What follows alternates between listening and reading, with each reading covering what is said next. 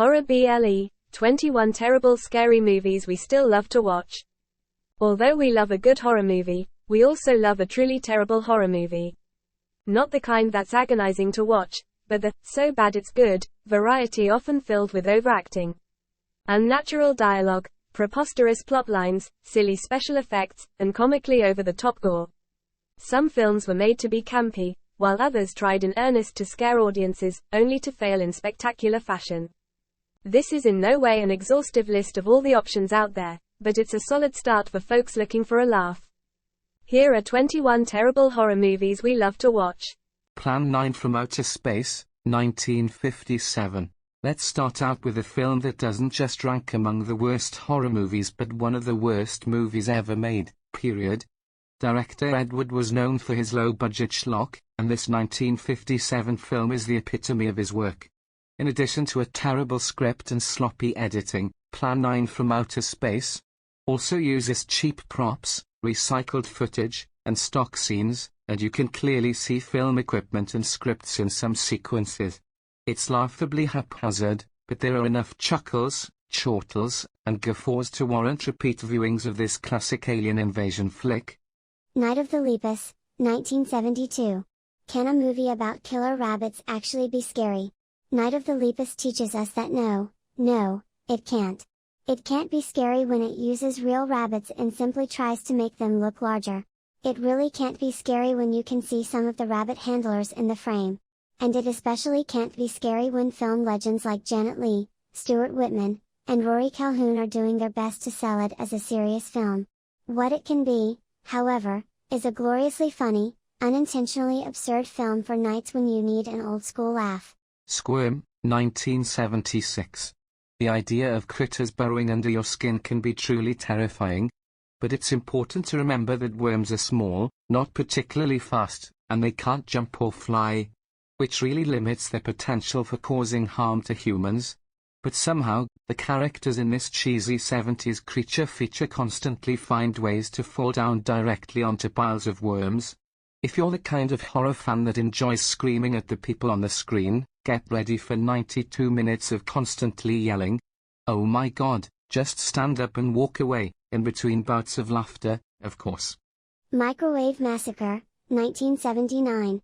If we told you about a movie where a husband murders his wife during an argument, eats her body, gets a taste for human flesh, and continues hunting more victims, you might think this is a dark, sadistic film, but Microwave Massacre is anything but. The husband is a stereotypical blue-collar slob, his wife is a nag, he first eats her by mistake. And he cooks her body in a microwave, which, because the film came out in 1979, is ridiculously large. The occasionally witty script and a budget that's so low that the prop body parts are clearly made of papier-mâché only add to the unintentional charm. If you're not yet convinced to give this silly film a watch, we should mention the protagonist is played by Jackie Vernon, the original voice of Frosty the Snowman, which makes this movie even more fun when watched during the holiday season. CHUD, 1984. CHUD is the kind of horror film that presents itself as a scary monster movie. But there's no way anyone involved in the production or viewing of it can truly take it seriously, especially once the creatures are actually shown on screen. Even the acronym CHUD, Cannibalistic Humanoid Underground Dwellers, is worthy of a bright, glowing eye roll.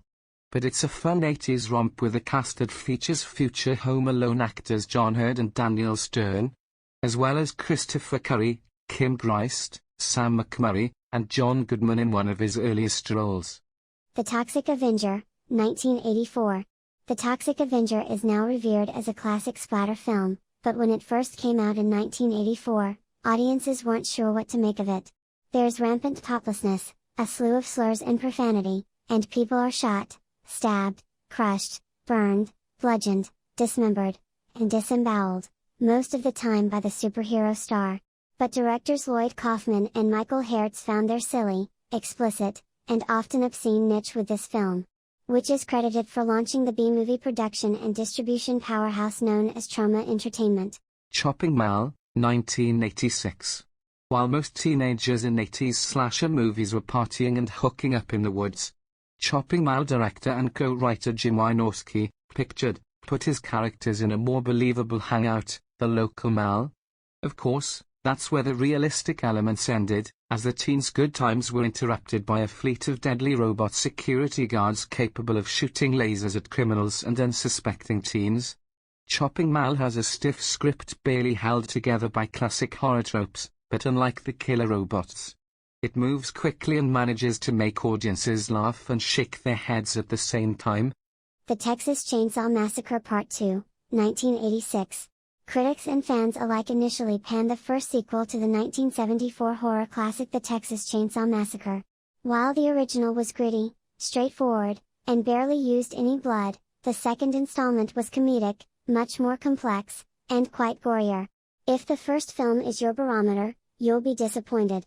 But if you view the sequel as its own humorous spin on the Leatherface franchise, you'll laugh till your sides split open in spectacular fashion. Plus, Part 2 has director Tobe Hooper back at the helm, newcomers Dennis Hopper and Bill Moseley in the cast, makeup master Tom Savini handling the effects, and an awesome soundtrack that includes Oingo Boingo's fittingly irreverent song No One Lives Forever. Bad Taste, 1987. Horror fans and critics alike will tell you Bad Taste is a good movie. But that's mostly because, in the last 4 decades, the film has become a cult classic. While Peter Jackson became an Academy Award winner, it's still an extremely low-budget film. It cost $25,000, and the New Zealand Film Commission had to step in to provide additional funding. It still was directed, produced, filmed, and co-written by a single person, Jackson, who also handled the special effects and played 2 different roles, with the characters fighting each other at one point. And it's still an overly gory splatter film about aliens dining on humans like they're some sort of intergalactic fast food.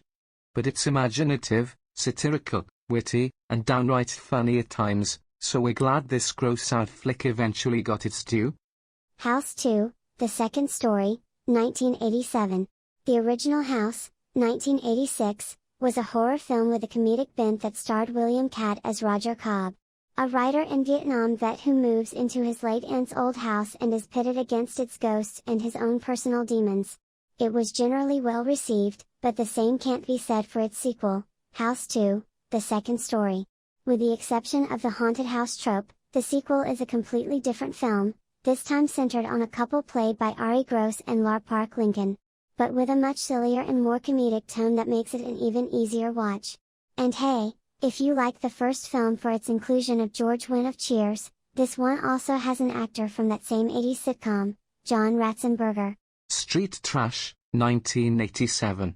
Most of the characters are immoral crooks, there's an endless stream of profanity, unspeakable physical acts are implied numerous times, and it's loaded with nudity. That being said, we really do enjoy it. It is beautifully shot, there's some legitimate commentary on society, humor abounds, and as far as body horror films go, it ranks among the best.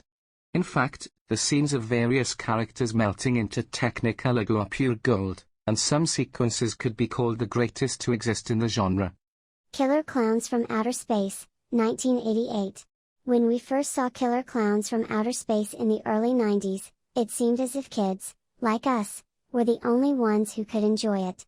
It was a horror comedy that wasn't scary and was more amusing than funny, but the goofy oversized alien clowns, cartoonish violence, and minimal gore were instantly appealing to our younger selves. We thought the memories from our childhood were the only reason we still like this film as adults, but somewhere along the way, it also garnered a much larger following. And the Chiodo Brothers cult classic film now holds a special place in the hearts of horror film fans. Sleepaway Camp 2, Unhappy Campers, 1988. Sleepaway Camp, 1983, is a solid horror movie, but its sequels don't get any of the same recognition, as they are completely different films compared to the original. In Sleepaway Camp 2, Unhappy Campers, Angela Baker, now going by Angela Johnson, is all grown up, played by Pamela Springsteen, yes, Bruce is her brother, and returns to the summer camp as a counselor. The audience now knows she's the killer the whole time, and instead of a scary slasher film, this one's a comedy, making it even more fun to watch. The third is a little rougher around the edges, with more stereotypes and less political correctness. But Sleepaway Camp 2 is filled with amusingly mediocre acting performances and plenty of creative kills and is entertaining from start to finish. Troll 2, 1990. If you've seen Troll 2, we're guessing it's because you heard somewhere that it's one of the worst movies ever made. However, instead of living in the metaphorical movie landfill, it proudly resides in the so bad it's good territory. The acting is laughably poor, which doesn't really matter, as nothing could possibly save the terrible script and special effects.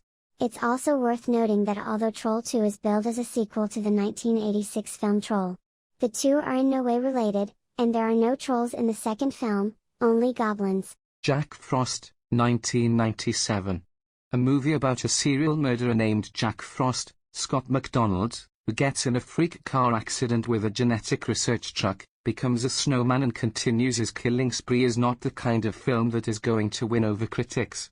Thankfully for horror fans, 1997's Jack Frost leans into the tongue-in-cheek plot with cheesy jokes, exaggerated kills, absurd special effects, and borderline offensive scenes of brutality. It's not for everyone, but we should all be able to agree that it's much more entertaining than the family-friendly film of the same name starring Michael Keaton that came out a year later. Jason X, 2001. We're not here claiming that 2001's Jason X is one of our favorite films or one of the best in the Friday the 13th franchise. In fact, many would argue that Jason X is actually the worst installment, and we'd likely agree with that statement. Instead, the point of this entry is to say that there are no truly bad Friday movies for Jason fans like us. Yes, a story about sending Jason to space is hokey, and there are way too many guns, and futuristic laser guns, at that. But it's Jason wreaking havoc on a long list of unsuspecting victims, so we're here for it. And, for what it's worth, the scene where he dips someone's head in liquid nitrogen and smashes it to bits was one of the most creative of the entire franchise. Halloween, Resurrection, 2002. Every year, we spend the month of October watching the Halloween movies. Not just the original from 1978 but also all the sequels, Rob Zombie's pair of installments, and the new trilogy. And yes, that includes 2002's Halloween, Resurrection, often referred to as the worst film in the franchise. We watch it for the sake of completeness, but we'd be lying if we said we also don't enjoy it, mostly because it's fun to look back and laugh at its absurdity. They bring back Jamie Lee Curtis as Laurie Strode, only to kill her off before the movie even gets going. The whole premise is built around an internet-based reality show in which the contestants must spend the night in Michael's childhood home, making the movie way too self-aware.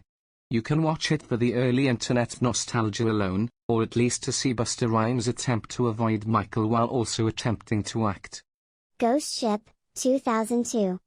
Despite a promising premise, a salvage crew investigating a creepy, abandoned vessel adrift in the ocean, and boasting the likes of Gabriel Byrne, Juliana Margulies, and Isaiah Washington, Ghost Ship isn't a very good film. And to be honest, even for us, the movie turns into background noise about halfway through. But it's still worthy of a watch just for its opening sequence, which shows an entire ballroom of passengers graphically vivisected by an errant steel wire in one fell swoop. The 2002 horror film still has a fair share of gore and jump scares, but like a doomed ocean liner, it eventually runs out of steam. Dead Silence, 2007. There have been plenty of creepy dolls and doll movies that have found success being scary over the years. The Child's Play franchise, Chucky, the Conjuring films, Annabelle, and even the Boy movies, Brahms. James Wan's Dead Silence is not one of them. But normally, a horror movie with boring characters, way too many plot details, and a ridiculously absurd twist ending would be forgettable. But Dead Silence is so laughably preposterous that you will literally find yourself laughing out loud at the very parts that are supposed to be frightening. If you have any lingering doubts about its watchability and rewatchability, we should mention that we do, in fact, own a copy of Dead Silence on DVD. Carousel, 2016.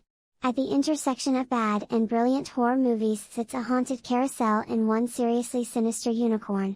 This low-budget film, which is about a fiberglass horse that breaks away from a carousel to exact revenge, barely spent any money on professional actors, or actually animating the unicorn in any way and instead invested it in a slew of gory, creative, Over-the-top kills that are very fake but still very fun.